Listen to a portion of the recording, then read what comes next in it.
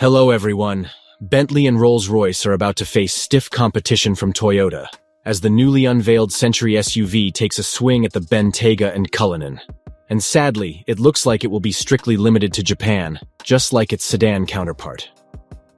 Described as a chauffeur-driven vehicle, it doesn't feature the SUV suffix, as Toyota simply refers to it as the Century. The model features a very Cullinan-esque design with a boxy overall appearance. It has split lighting units at both ends, an imposing grille up front bedecked by the Phoenix logo, and a normal roofline that doesn't arch towards the rear. It measures 50,205 millimeters, 205 inches in length, 1,990 millimeters, 78.3 inches in width, and 1,805 millimeters, 71.1 inches in height.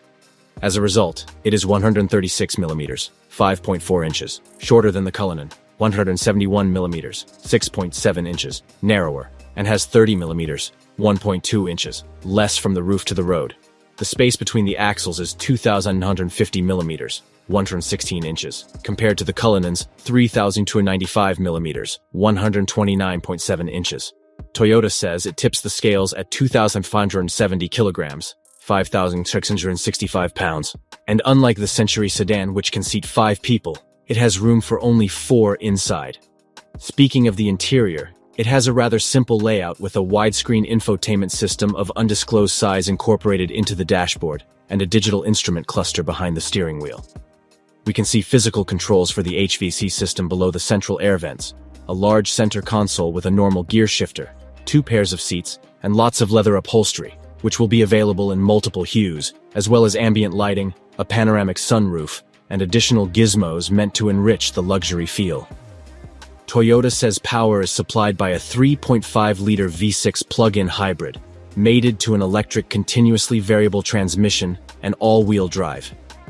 The total system output is apparently rated at 406 horsepower, 412 PS 303 kilowatts, and the new and first-ever Century SUV can reportedly travel on zero emissions for up to 43 miles. Is 69 kilometers on the local cycle.